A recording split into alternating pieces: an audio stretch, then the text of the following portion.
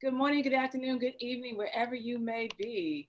This is Dr. Sarah Renee Langley, and just wanted to welcome you in regards to advancing in adversity. Mhm. And we're going to talk about it today. We have a great topic for you that I'm putting a challenge out there.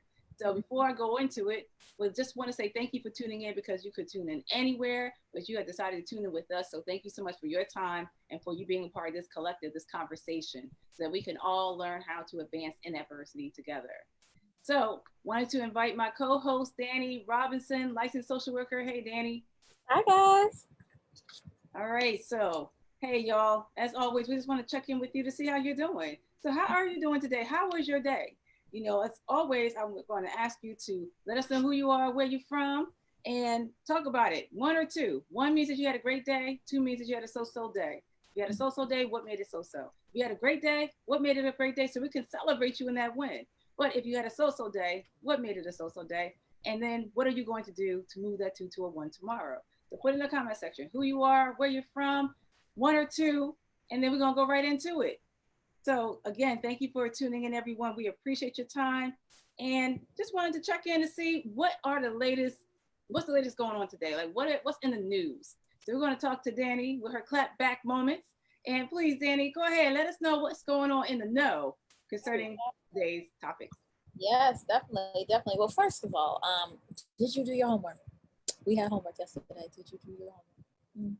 No, I'm still working on mine. I don't know what this, we talked about it yesterday. Nothing came to mind immediately, so I'm still working on that. Doing something to come out your comfort zone, but don't think we forgot. We ain't forget. All right, so really quickly. All right, so the hot topics for today. Did y'all see what is going on with the voter suppression going on in Kentucky? Kentucky, how does Charlemagne say? We need you to come to the front of the congregation because we have something to address with you. How are we locking people out in 2020? Like, Dr. Langley and I were just having a brief conversation, off camera, and it was just the overt and the covert. Things more so are done more so covert these days, typically, but there's some things that are just frankly overt. We are having in the midst of voter suppression. What year is this? It's not 1960. I really remember our brother Baba Dick Gregory, who really talked about being on the front lines and dealing with voter suppression and the process and the marching and the danger of being in all that. And here we are. You have people banging on the doors in the Black community of Louisville, Kentucky. Folks, what is going on? What is going on? We have to be diligent. We have to be upfront and we have to be on top of our game because any which way they will make efforts to create a block or create barriers because that's what was done. How did they do? They tell you, you got up here, oh, you have to have an ID. You all remember that? There was a long discussion before in the past. You have to have an ID. You can't do that. Or you have to have proof of something else. And so people come up to vote and be like, hey, what are you talking about? That wasn't updated in the mail saying we had to bring this in. So you have to be on your P's and Q's, but then we have to, this is unacceptable. Unacceptable. You have people out there waiting to vote and then they cannot because you decide to close the doors super early. No, that is unacceptable. Unacceptable. Louisville, y'all got to get that together because don't let this continue to happen. This is a problem. They need, I don't know what you need to do, but you need to get it together. Also, in the hot topics, I wanted to really. Oh well, you know what? No, I'm not gonna bring that up. I'm gonna wait. I'm gonna wait. We're gonna sit on that. We're gonna stew on that. That's gonna be part of our topic for today. So I'm gonna leave that one alone for right now. So we'll come back to that. We'll come back to the other topic. But I mean, honestly, it was a busy day today. But that was the biggest headline. I didn't see any other massive headlines that I really wanted to talk about as of today. But other things that I'll be bringing up in the conversation. So keep some of that on hold for right now. All right, now, thank you, Dani. What do you think about the whole fiasco that happened in Kentucky, Louisville in particular, and how they were banging on the doors to get in to get their voices heard by their way of their vote, and the fact that they had to close so many polls that now you had different counties that had to go to one polling place when it's like heavily uh, predominantly Black, or it's an urban area or urban areas, they have to go to one, but it hosts over 500,000 people, 5 to 600,000 people, how, to go to just one polling place. And Right. we're not trying to call it voter suppression, Right. so of course, everyone's always trying to come up with excuses. So you talk back to us. What's your thoughts about that? We're reading about how they had to get an injunction or something like that to, from the judge to ask for them to open up the polls for at least a half an hour longer, and for people to still get their vote. Like, why do we have to go through all that? Right. Like, that's the point. Why was And that necessary? yeah, right. And so Dani and I, hey Sharon, thank you for tuning in. Sean, Brian, thank you everybody for tuning in. Most appreciated for your time today. We're talking about we're about to announce what this topic is talked about or called today. But we were just talking about, it's just interesting. These are some interesting times where covert, overt, complicit, implicit. We woke, y'all. At this point, we're woke. And what do I mean by that? I mean that we're not falling for the okie doke, where people can get away with, oh, it was implied, or, that's not what was said, or this is not what was meant. The point is that if it's not clear, if you have to guess, if you have to now try to decipher what people mean, then that's the problem. It should be cut, clear, dry, that a 5-year-old, talk to me like I'm a 5-year-old. Talk to me like, I'm in 5th grade. Like, talk to me, that a child could get it, as opposed to us having to sit here and try to, figure out what's being said and what's not being said. I was watching, so we're talking about, I was watching the Black Summit or something like that. It had T.I., the rapper, it had Killer Mike, it had Candace Owens, it had Tamika Mallory, I think her name is. And it had Katrina, I forget Katrina's last name. I know she's a part of the Trump camp administration, African American woman. And they were, talking about, of course, Candace Owens was talking more about how we should not, as African Americans or people of color, should not consider the Democratic Party just because of, his just historically just being a part of it. We should do our research. But she didn't really say that, but she was more so kind of like defending how Trump isn't a racist, and he, isn't for white supremacy, and, we're being duped as a people of color, and that we should wake up, and whatever else the case is. And as they were all arguing, to make the point, T.I. had asked Candace straight, point blank, period. Okay, so she was like, you know what, make America great again. So he was like, well, what point in what period of time was America great? So she was like, well, look, I would pimp a hat, I would rock a hat that said, make Black America great again. He's like, that's not answering my question, ma'am. I asked you, what period was there a time that America was great? When, we weren't allowed to vote, when women weren't allowed to vote, when, racism happened, when slavery happened. Which part and period in America has America ever been great? And so she really couldn't answer. She started getting upset, and she was like, everybody's being emotional. And so she's like, rapid fire, trying to get her point out, because everybody telling her to kind of be quiet. You had your time, you had your turn, we let you talk. And, now she just want to rip it. She's like, you should not listen to Democrats. That's the point. So she's trying to get that out there to make her point. She's like, I only showed up here to let y'all know that y'all should not vote Democrat. Here's the issue. Why is there division? Why is there such a strong support in dividing? But we call ourselves the United States of America. And that's a question, to be straight up honest with you. Y'all talk back to me. Whoever questioned about what we're called? I tell you the truth, before all of this was going down, I used to question, like, are we united?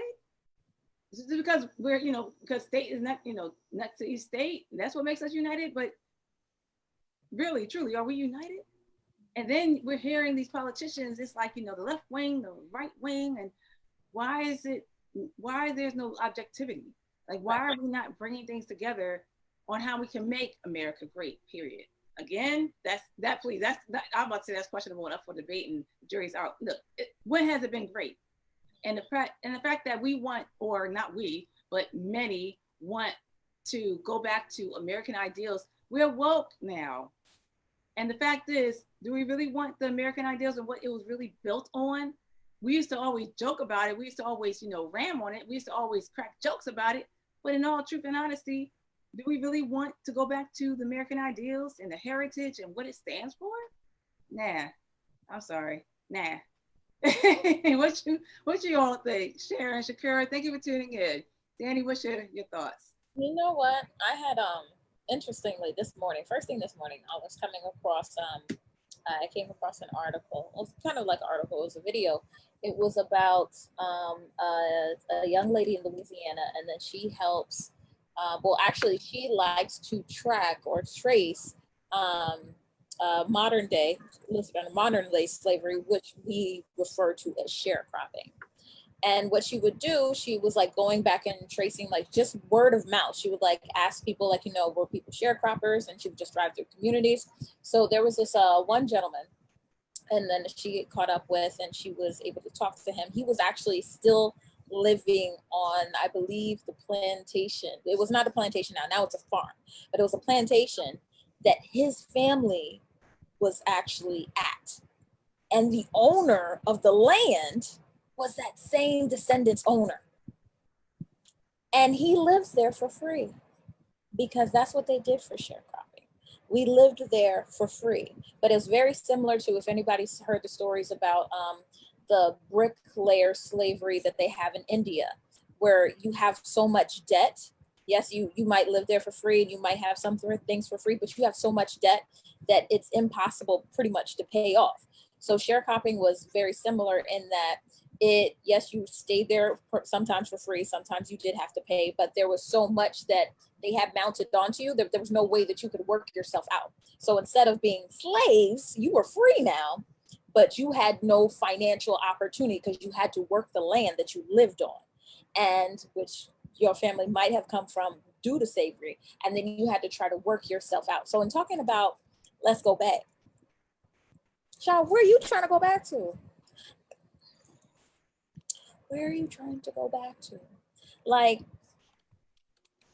yes, we are in particular positions now that are very different from where we have been, but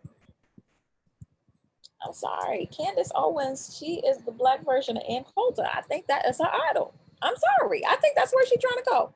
I don't know if anybody still remember Ann Coulter, but she was riding that Trump train for a while. But I feel like that is, and I mean, honestly, I mean, we have seen Candace Owens time and time again. She is not a new breed. We've had that honestly in the past. I am not going to go down any trains talking about anything because I don't want anybody to get under their skin. But there were groups, I will say, in the past that have been created or such thing to kind of be, I want to say, fall under white passivity. So there were things that were put into place to kind of make you feel that you need to align more so with whites rather than Blacks, to be more considered more passive or less aggressive, or for particular success or favor. So where are you trying to go back to? Where are you trying to go back to? And what benefit do you have of that? Because I don't see a community benefit. Maybe personal benefit, financial gain. Where is this really going? Child, please, I can't. Girl, bye. And you know what? And that's a good point, because she was talking about a lot of what has been said for the past 20 something years with, Minister Farrakhan, from him to other people, in regards to what has happened with the Black community, what has happened with, the family structure of the Black family and all of this. And you're saying how it was, starting in the 60s and 70s, and then, of course, before then, but to compare from the 60s and 70s up to now, and it became worse. But yet you're like, okay, but you saying, okay, well, yeah, let's make America great again, but you still want to ride that slogan. So it's a contradiction. Like, which one are you going to be for? And then the bottom line, and at the end of the day, is just, you stand where you stand. See, the thing is, it is about ownership. It is about accountability. Isn't this what we have been talking about for weeks now? About people just owning their stuff, being accountable for their decisions, for their, perspective, for their views, without, being wishy-washy or trying to seem like you're trying to straddle the fence. Just be straight up and own it. If this is how you feel, this is how you feel. as opposed to trying to present one way in front of us, and then you have everything else to say behind the scenes that now is coming to light. So just stand where you just own it. Stand where you stand. So as far as with Candace and the likes of her and other people who feel this way, just stand it and own it. But don't feel some type of way. Interesting. There is somebody, I'm not going to put him on, blast. Someone that, that I follow. Well, I don't follow him, but, we're Facebook friends, but he has a lot to say. So if you're watching, yes, I am talking about you. And he has a lot to say all the time. And, him and his core four, one time I was being rather sarcastic. I can be sarcastic. I own that. And I've always been sarcastic. I own that. And the point is I was being sarcastic with him. And he, what my issue was the fact that he always wanted to be huffy and puffy.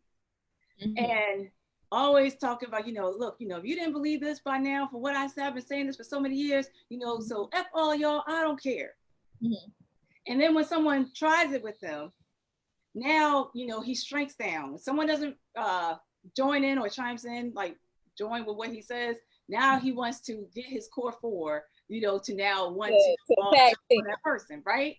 And then, so when I jumped on him, and I told him I was being sarcastic, I was being, funny and everything. So then he wants to, so he didn't have anything to say to my rebuttal to him, other than to say, well, I'm not listening to you. You're supposed to be some doctor. You're supposed to be some therapist, psychotherapist, whatever, but you can't even spell right, or, your grammar is off, and this and that and the other. And I was about to light up into his world. Oh my God, because that's all you have to say. Mm-hmm. You didn't have anything to say that I said in regards to your issue. And I took issue with it, and I stated everything. I stated, and I owned that I was being extremely sarcastic. Mm-hmm. But all you have to say is, oh, my spelling and my grammar. Right. Which never mattered to all the contracts that I get, all the bank that I make with my grammar and I own that. Plenty of times I misspell or my grammar ain't tight. Okay. And what does that have to do with this? So I was about to light up on him. Then I had to go into prayer. I had to maintain my Christendom. Because I said, you know what, you're too weak. I didn't say that because I knew that was going to hurt him. Because I said, you're just being too weak. You and your core four are just too weak for me. I am not going to even do it because it's not stimulating for me. I love some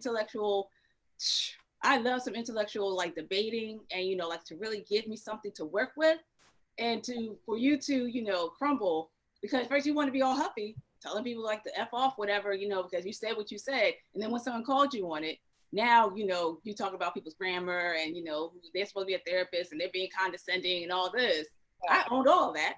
Right. And still, yet you had nothing more to say. And I said, it's not worth the time because I know that I would literally hurt his feelings because you're being too weak. And I said all that to say, I brought that up to say this. You own your stuff. Like you could tell when someone's weak, when someone's defenseless, they want to be all huffy on social media. I can't stand that stuff. It's very comical, so I sometimes honestly own this. I own this too. I search for that stuff sometimes. I'm like, okay, let me see what kind of punk today, who's going to really, if you're going to be straight up, you're going to be all strong and huffy, then stand by it. Otherwise, please don't let me expose you, for the joker that you are. So I said all that to say, I've been holding that for some months, perhaps. I just needed that time to say that. Because I really wanted to light up in his world. That was the other thing. I love challenges. It would have been too easy. I was like, you're not giving me nothing to work with. So I said it to say, own your stuff. The point and the moral of the story is to own your stuff. If you're going to be huffy, you're going to be all strong and tough. What do you call it? Like the gangster. What do you call a gangster something? Like, you want to be fingers, Twitter fingers. Gangster fingers. I forget right. Twitter fingers, whatever. Be all gangster, whatever. We all could be gangster. On social media. But now it's another to really stand and own that. Again, I rep my hood all day long. I'm from the mean streets of North Philly, so yes, I'm a doctor. Yes, I'm a psychotherapist. Yes, I got 25 years. And yes, I got all these accolades. Yes, I do all this stuff. Mm-hmm. But you cannot take the hood out of the doctor. So that was all my thing. That's my point. So y'all own y'all stuff. Don't come on here and, be one way. Candace, don't be one way. Trump, don't be one way. But then you straddle the fence when you're attacked. expect to be attacked, but own it, stand on it. That's the point, stand on what you say, stand and own your stuff, no matter, you should be prepared, overly prepared for the defense, for the clapbacks. But we can respect that. Right. We actually can respect that. Even the more when you just stand and we know where you're coming from. But look, if you're going to crumble because you're tired of the attacks, then you should consider, do you really stand and own true to what you're standing for? So I don't know what y'all think. I know that I belabored that, but I really wanted to just try to let it ring true that the theme, I told you I always look for themes for things. The theme really has been going on for weeks, for months, is about ownership and accountability. Yeah. And if you don't ring true to what you stand for and you crumble, then that really questions your character. It questions you, and that's why we can't take you seriously. And then don't get upset that we don't take you seriously because you're not standing for anything. You're falling for everything. Right. So the whole point is stand for something or you fall for anything. And at this point, people are getting upset because now we're waking up and we're not falling for anything anymore. We're actually now getting educated. I tell you the truth. We're getting educated.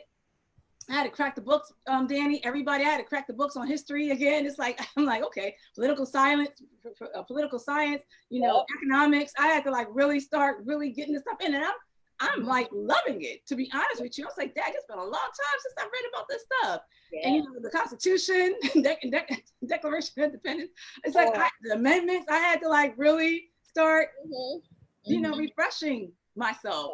So what are y'all doing?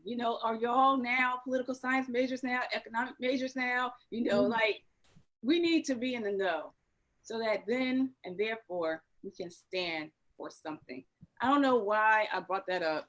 I don't know why I brought that up, Cheryl. I got a comment, but this doesn't even have so much to do with it, but I have to say it because you brought it up because you was talking about the clapback. So, we talk about, trying to find that even middle ground. What do you comment on everything? You try not to. Sometimes I don't have the time because I told you I'm a bullet point kind of person. I'm gonna come at you and I'm gonna hit all your points and tell you why it's nonsense. So anyway, somebody had posted this morning or today talking about, we're still talking about these statues. I'm telling you, this fragility regarding these statues, tripping.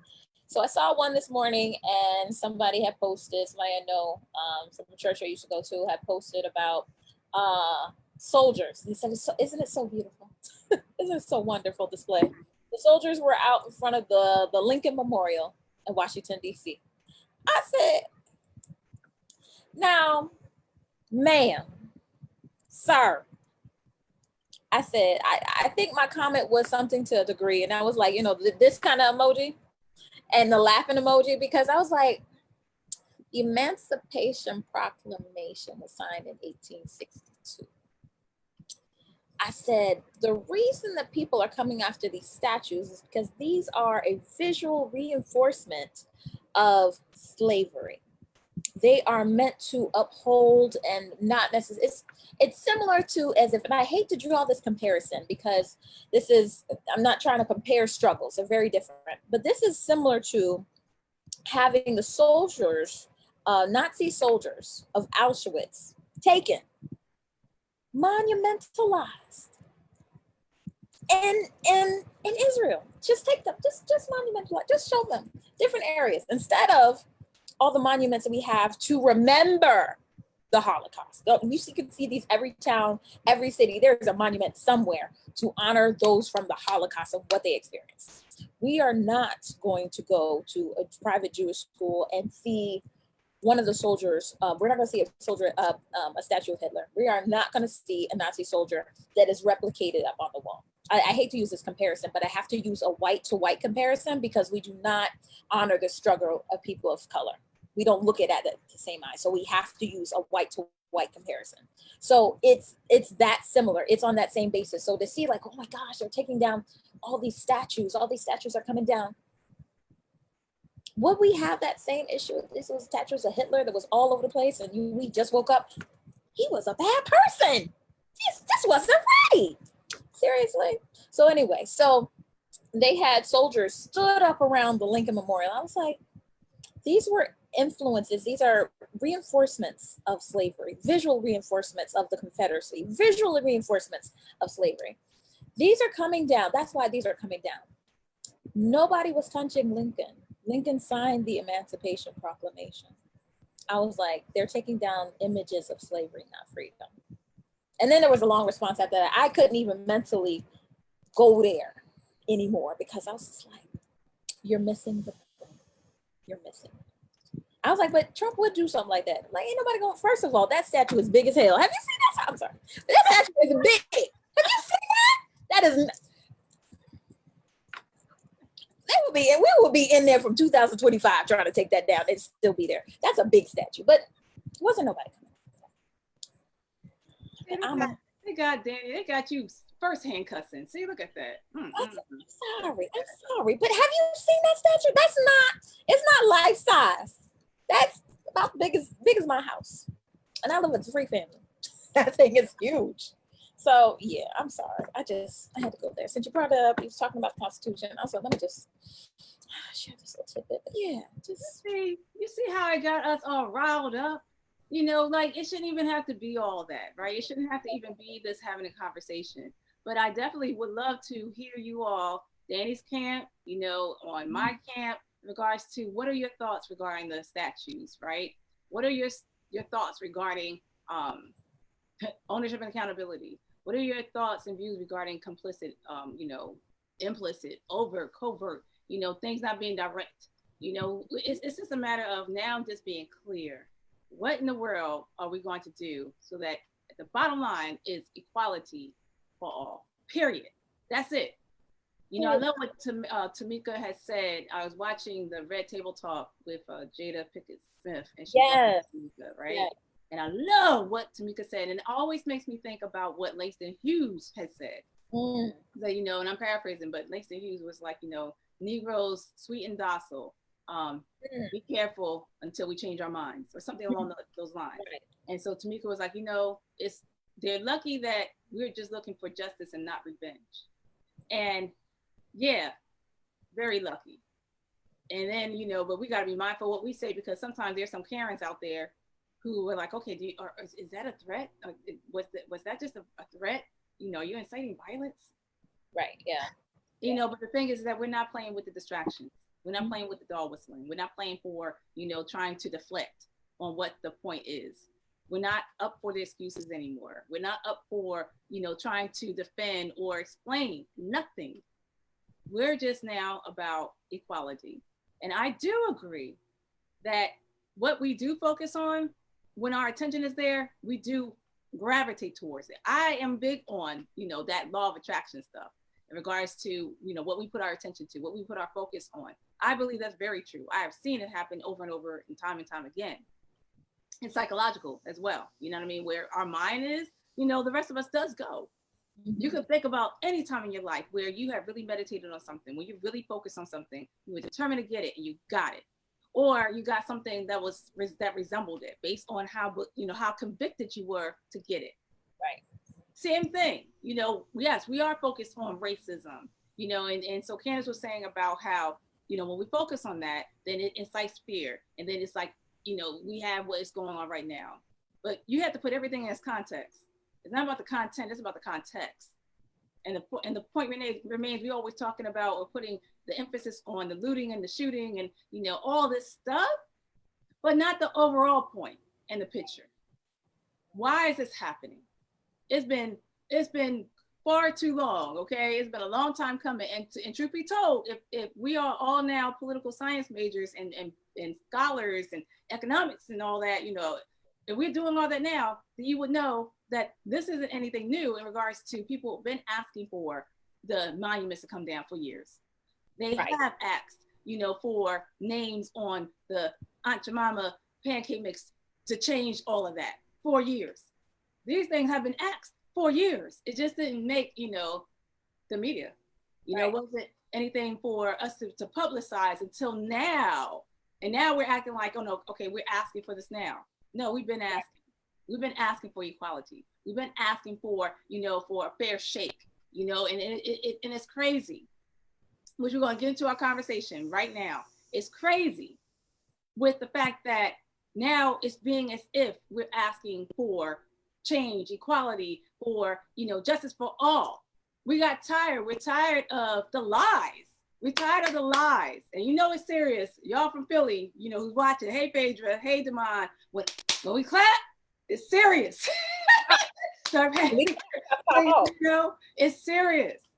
We have been asking, and we're not for the lies anymore. We're not going to pretend and be tolerant of all of this any further. So no, the fact that we're talking about racism doesn't have to mean that, okay, now we're attracted towards, you know, we're fearful and now we're reacting and we're responding, and because we're looking at little instances. Look at the overall picture. This is just an unrest that has been, I said this before in one of the lessons about it being a powder cake. It's just been boiling for so long, and now it just took that right thing to strike that match for that wick to get to this powder cake. It's been going on for a minute. And what is happening now is based on all the unrest that has been happening and that we had to keep in for so long. And again, as I quote Tamika, yeah, we are lucky. Everyone's lucky that we just want justice and not revenge. So don't push us. Don't push us. Let's go ahead and make it all equal, as opposed to bringing up the topic now, y'all. Black on black crime. No such thing. Bring it. Bring it. Black on black crime. No such thing. That's what I'm saying to you. Bring it. Talk back to me. Y'all can talk to me and let me know that you believe otherwise, that there is such a thing as black on black crime. I say no. So let's bring it. I got the gloves on, or look, or shoot, I'm from North Philly. We can take the gloves off, you know, because here is what we're talking about. This series, as we are wrapping up our series from this month, bring it to a close about advancing in adversity. We talked about this the other day in regards to colorism and how we're, you know, pitting against each other when it comes to the color of our skin. And the fact that we feel someone is better than the other, and, you know, or the person's not better than the other, and, you know, getting all these shakes and incentives and benefits versus the next not doing, where they got to work harder, you know, to prove themselves, or they always seen as less than within our own selves. We're expecting love from everyone else outside of our own selves, but first we have to love our own self first, and then to truly love the skin that we're in, to really love ourselves. It's amazing how the conditioning. I remember someone posted this, the same guy, you know, on another post from months before that. I'm calling him out today. He's been on your skin for a long time. Perhaps. I don't want to admit that, but perhaps. I just don't like people being bullies. If you're gonna own it, don't be no bully on here, you know. And then when someone calls you on your ish, oh, I'm secondhand cousin. It's getting close now. I'm about to get the first hand cousin. Don't act like, you know, you're all tough and huffy and strong, but then when someone calls you on your stuff, then you're crumbling, and now you want to call out names, and you want to, you know, come on now, come on, we're too old and grown for this. Right. So it's just, you know, a couple of months before that, they were talking about how, I forget the gentleman's name, but he was saying how it made it seem, the post was talking about, it made it seem as if he was excusing, you know, that Black people are supposed to just own their stuff, stand on it, and not look for certain help or certain handouts, certain favors and things like that. I had to pull up the post on what it was about. But point is that I was like, look, I can see from each area, again, always looking for themes, I can see why people would say that, yeah, it's not fair that it's not a level playing field. So you have one area, you have a certain community, you have certain communities who are, you know, just soaring because they have a lot to help them to soar versus other communities, ergo Black communities, minority communities, where they don't have the same supplies or support or services. But yet now those communities are begging, or, you know, they need to work harder. Come on here. We have been working hard for a very long time. We have been resilient. We have been industrious, but we had to work 3 times, 5 times as hard and still seemingly not getting, you know, the fair deal, the fair shake. But yet they had the supplies to support the community, whatever they had to be able to excel. That means that then if we're given the same support and supplies, then perhaps we can make it just the same, if not better. That's the issue, because we probably will likely become and do better than other communities. So they felt that, so his core four, was like, you know, oh, you're making excuses. No, I'm reading everybody's posts and I'm coming up with a theme so that everybody can hear, so that now we come together on what can we do, as opposed to, y'all, you dudes want to be all huffy, whatever, have this woman. So that was like, a man woman thing. It's like, now y'all want to, y'all want to sling it around, but then, because of the fact that I slinged it the best, they didn't like the size of mine. So, all right, now y'all feel some type of way. So when, please let me know when I actually talk to some grown people here that were willing and ready to have a conversation about solutions, as opposed to whose joint is the biggest. Okay, I know y'all. I know this is not what y'all used to. But if y'all know me,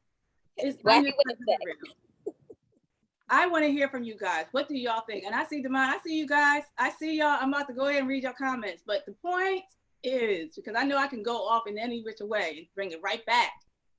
Black on Black crime. We have to love the skin that we're in. We have to love ourselves. We don't need to get permission from people, looking for love and permission and accountability, or validation and affirmation and approval for ourselves. We need to first start it right at home with ourselves first. But then, because of how we've been programmed, and this is across the board, we all have been, whites, blacks, everybody have been so conditioned and programmed at a certain point of our lives to now, then y'all better talk back to me and be truthful. The self-loathing of our own kind, the hatred, the fear, and look, again, came from North Philly. We would see, back in the day, would see, something happen always around 12 o'clock at night, 11 o'clock at night, 12 o'clock at night, gunshots, people got shot, right at 18th and Lehigh, in 1558 West Lehigh Avenue. I mean, they gave the coordinates and the daggone location, but let it happen in Honeybrook, or let it happen in Bucks County, let it happen in Montgomery County. You barely knew what was going on. You barely knew which county it was in because of who lived there. You didn't even know what kind of crime it was until it was like, a high profile crime that we had to wait a few days for them to finally release that information. Wasn't fair, and so now we got scared about our own kind. But understand, a lot of it, y'all can use it, y'all can say it's excuse or not. There's a difference between it being an excuse and it being fact. The fact remains is that a lot of lack, a lot of loss, not having much can play part. It's about survival. When we're lacking, that's the psychological. Look at how we were when the coronavirus hit, the pandemic hit, and now we're fighting over toilet paper. We're fighting over certain things that we felt that we needed for survival. No one was thinking pretty much, as, calm and cool, collective and conscious. It was more about survival. And you don't think about it. You don't give an F. You don't. When it comes down to survival, when you think about you and yours, you're going to do what you have to do. And that's exactly what has been going on. But we don't factor those things. We don't account for those things. We're listening to the media, listening to things that are being said about certain communities, like our communities. And then we conclude without really knowing the facts, or gets to the point that it's almost like, and I'm talking too much, but it's like, we believe right is wrong and wrong is right. It's like, you just don't know what to believe anymore. You get so confused and it has you to be like, dang, well, maybe I was wrong, or, oh, dang, I was right. It's like, it starts to become confusing. And that's why it's so important to protect your mind, protect and guard your ears, protect your heart and your eyes, protect your mouth. You have to protect on what you are consuming, so that you can now know the truth for yourself, so that the truth make you free. I'm done. Y'all go ahead. I've been saying and talking, and I just tell you the truth, y'all. I'm so passionate about this because I truly am about freedom and liberation. I want us to be free in our mindset. Y'all know that by now. It's always about how everything comes from the mind. We can attend to the body, we can attend to the spirit all day long. But if we're not attending to our mind, come on now. Then we're talking about we're not slaves and we're not, oppressed and we're not this, but then we are, if this is on lockdown. So it's time for us to free our mindset. Y'all talk back to us. What's your thoughts and views to anything I just said? Dani, you go ahead, girl. Yeah, so Black on Black crime. I thought we have resolved this this myth is. We say that there's no such thing as black on black crime because there's no such thing as white on white crime. There's no such thing as Jew on Jew crime. There's no such thing as Chinese on Chinese crime, Japanese on Japanese crime. Nobody else has depicted. They just talk about crime. It has not had a race against it. Overwhelmingly, the majority of 84% of white murder victims each year are killed by white assailants, but they do not call that white on white crime. Because why? It is crime. Right. It's crime. It is not given a race. It's not given a culture. It's not given a texture. It is just crime. So crime is directly linked to poverty. Yes. And then race and any other factor in the US. The poverty rate is twice as high amongst Black Americans than whites. And because of a history of institutional racism, Black communities have had higher poverty rates, poorer funded schools, and are more likely to be targeted by police, as we know. But this is more a systemic issue. So is just the term black on black crime that was so popular. I think it was in the 80s, late 90s. So popular. They love to use that, black on black crime, but that was not necessarily accurate. It was crime. Nobody else has a connotation associated to their crime. So I hate going back there. I really do. I hate pulling that back up, but it's not a race issue. Yes, it is a poverty issue. I was talking to my boy Jason. We were talking yesterday. I don't know if anybody remembers seeing the show.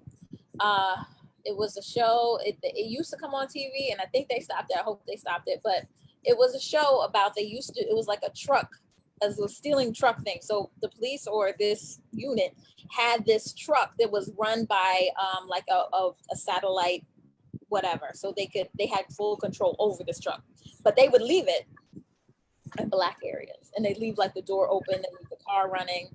And then, the show actually filmed people trying to get away in this car.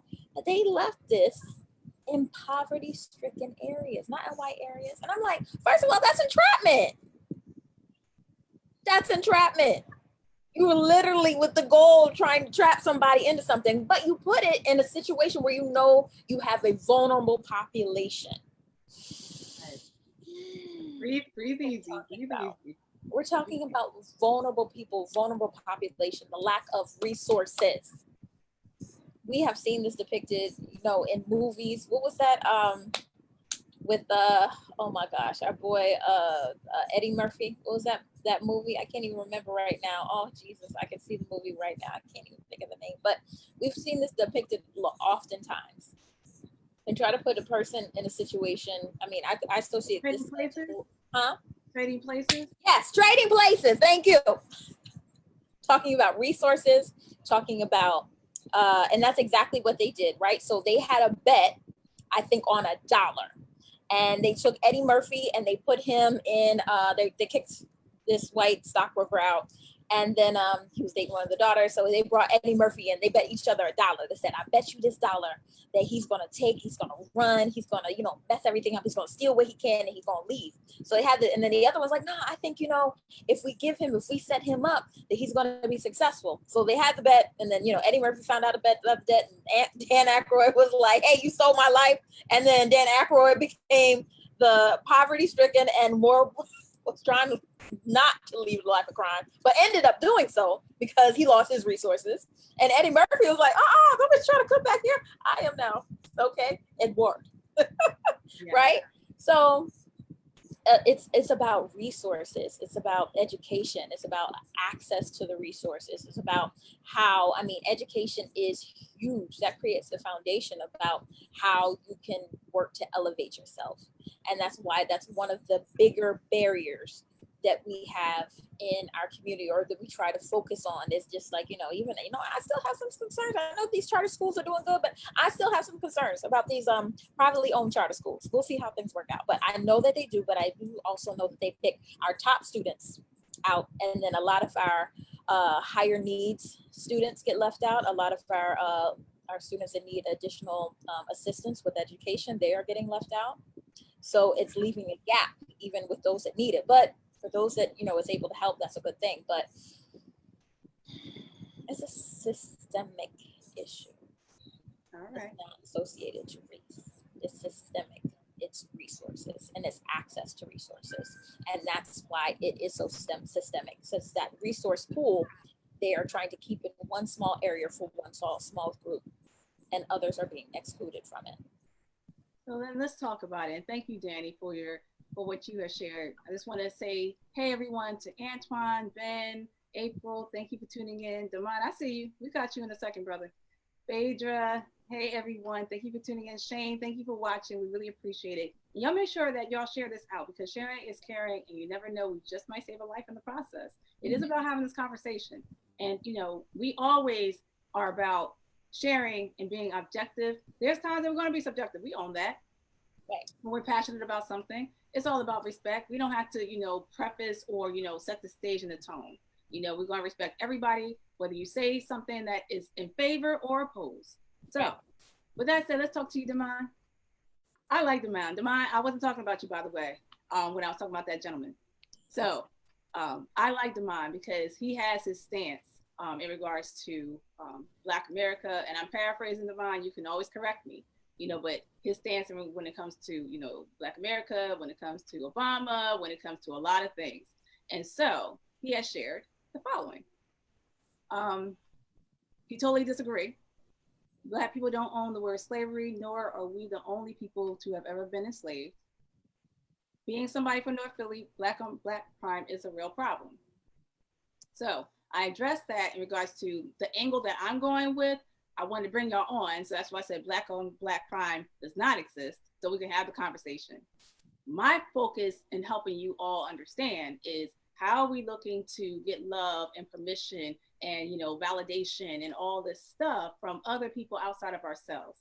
Love starts with us. And if we don't love ourselves, and I'm not saying, Damon, that you don't love us, I'm just saying being as objective as possible with this point, and then we're going to move on, is the fact that we have to know, we have to recognize, we have to really check ourselves.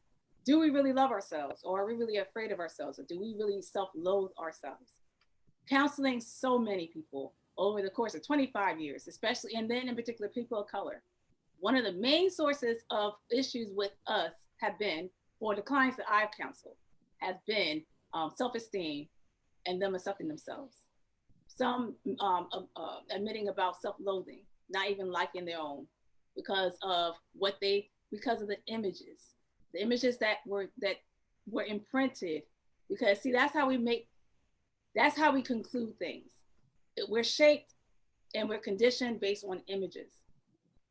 Having counseled 9-year-olds, I will never forget this one time. This little 9-year-old Black girl, her and her little brother in a charter school. Dad was in jail, in and out of jail, in and out of jail. And so this little 9-year-old she was having problems with, was it bulimia or anorexia? She was starving herself. She felt that she was too fat. That little tiny little 9-year-old girl. But her image was, okay, well, she didn't say she wanted to be white, but she was kind of saying and leading along those lines that she thought that, white girls were better and prettier and things like that, and they were skinnier. She had no weight on her. She was 9 years old. But the fact of the image that she was having and what she had concluded, what she associated with those images, she really wasn't liking herself. She really wasn't liking her color. So just going on and on and on, whether it's going to be by facts, based on experience, based on counseling, the psychological aspect is what I'm talking about. How can we move on and advance in adversity if we don't first start to really stop and have this type of conversation to check ourselves and to really, really ask those hard questions that we need to ask ourselves and be okay, or be open rather, to the answers that come back to us. So this is just a conversation as a starting point to really check within ourselves. How do we really feel about our own race? How do we really feel about our own selves? Because we can't first look for it from anyone else if we don't even start with ourselves first. Demai has said, I've seen how drug dealers destroy once thriving and upwardly mobile Black neighborhoods in Philly, Oak Lane, Western Lane, Mount Airy, Yaden, Northeast. I could go on forever. Those areas were safe places to raise and live and raise children, and they still are. And there's a lot of deflection in our explanations, I believe is what you were saying. And he said that Black males make up to 6% of the population, but are responsible for half of the violent crimes in this country. Is that true, Demar? Most people in America who are poor don't see themselves as poor, especially Black folk. So when you say poverty, I'm going to need some clarification. So I'm not going to be like that dude I was talking about the core four. Not doing that to you, Demar. I like you, Demar. So which one do you want? Do you want Dani or me? Do you want Dani or me? We're going to invite you on this daggone platform, sir. You want Dani or me? Which one do you want to answer your questions or your comments? And everybody else chime in as we are about to wrap up our time. And we're going to make sure that we have a part two, whatever day this is at the time of the recording. We're going to make sure that we're going to continue because I know we cannot pack everything. This is social media. And we know that this particular platform is more about entertainment purposes. You know, we're going to really get down with the get down, you know, move this to YouTube or, you know, some type of webinar and things like that. We could do that and make it like a summit. But for the point in having conversation in a collective and for the sake of our time, Dani, do you have anything that you want to say to any of those points? He said, because I'm looking at your comments too now. He said, I don't want no smoke. No, Damon, no, don't do that because I will start talking about you. No, I like you, Damon. You said this before, one of the other, you know, master classes we had, talk about you don't want no smoke. Don't come on here though and start, you know, laying out the land of the law here. And you talk about you don't want no smoke. I just finished saying that if you're going to come with it, stand on it.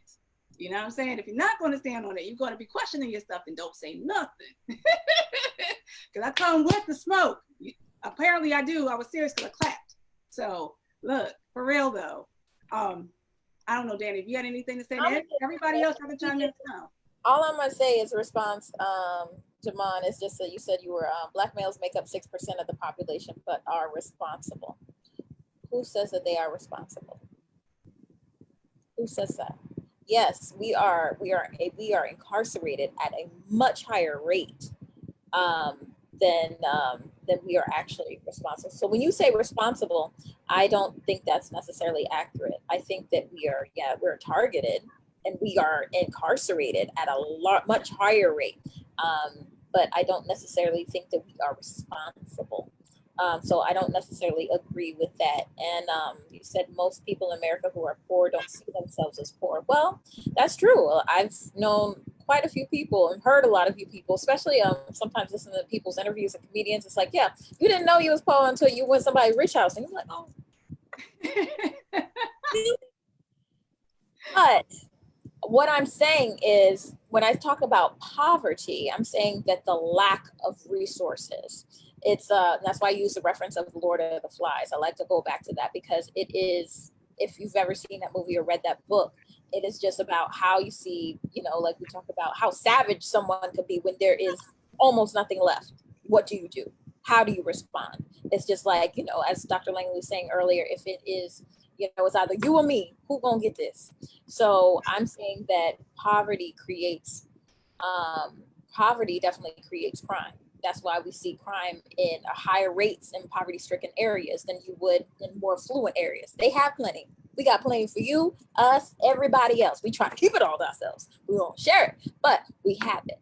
We're not necessarily worried and concerned with those things. So I don't think it's necessarily the awareness of poverty, but I think it's the plague that causes those issues. But that's all I'm saying about that. I'm gonna let you finish that up. So see, we didn't give you the smoke like we could have, sir. No, and that's fine, Damon. I'm poking with you. The point is that we're going to continue to have this conversation. We do want to wrap up and respect the time here. I will say, here's your homework assignment, everyone. I love old movies. I want you to look up, you can read it. I'm the type of person that if I didn't see a movie and I don't find myself that I'm going to see it and I just want to know what happened to the end, I'll go on Wikipedia and I'll read about it. So what's that movie? White Man's Burden? Queen Film? Yeah, Queen of Slim. I didn't see the movie. And I wanted to know when people kept saying it was deep and, you know, they didn't like the end. I was like, well, people tell me. No one would tell me. I went on Wikipedia. I read it because I wasn't planning. I knew I was going to go see it. I'm not a movie person. So that's the thing. So if y'all were trying to date me, movies don't work. I'm not one to go to movies. I like conversation. Y'all heard me earlier. I love intellectual stimulation. All right. I'm already telling y'all my fetish. I love intellectual stimulation, Right. you know, matching wits. That said, here's your homework assignment. Look at something called Blackboard Jungle, 1955 movie. Blackboard Jungle. You can read about it. You can Wikipedia it and just read on what happened. I think it should give like a good context. I brought that up because there's a section in there that compares crime or crime infested neighborhood compared to a neighborhood that has all the resources supplies. What we are saying, again, tying it from a psychological standpoint now, keeping the context, we have to get to a place to really question how we really feel about ourselves. Right. And to then start with love, self-love for ourselves as a human being, as a person, and for the skin that we're in. Otherwise, if we overlook that or act as if that is not the case and we're justified for how we feel about our own, then it makes it challenging for you to advance in adversity. It makes it challenging for you to go forward and be faulty. So we're just asking you to consider. We're only inviting you to consider. Think about this. Right. Entertain it in terms of just having a moment to stop and reflect and check yourself. That said, all we're saying is that if everything was all created equal for real, because it has not been, that's what makes it so confusing, up in the air. Everything is left up for interpretation. It's just too much. But if everything was really equal, pound for pound, pound for pound, it might be a different conversation right now. But because it has not been pound for pound, equal for equal, everything is questionable at this point, and it should not be. So that really where the work should begin as well. Again, making everything equal. So then we can say truly that we are a United States of America, that we can really say that America is great now. That we can really say that, you know what, equality for all. Everything is fair, equal for equal. And then we can advance past adversity. We can get out of the adversity part and actually now advance, period. So something to think about and consider. So we're going to have a part two. Look for the invite, brother, to this platform. Well, we thank you so much for chiming in, joining in. We really appreciate you, Devon. And thank you for always sharing this out. We really appreciate you doing that and showing up. Everybody, thank you for your time. Thank you for showing up. Thank you for sharing this out. Thank you for just chiming in. Check out the replay. Thank you for tuning in on the replay. And we look forward to having a conversation with you again. So, hey, everybody, Dr. Sarah Day Langley, Dani Robinson, thank you everybody for your time. Y'all have a great time, great day on purpose, and we look forward to being before you again soon. Everyone have a great one, and thanks again. Bye, guys.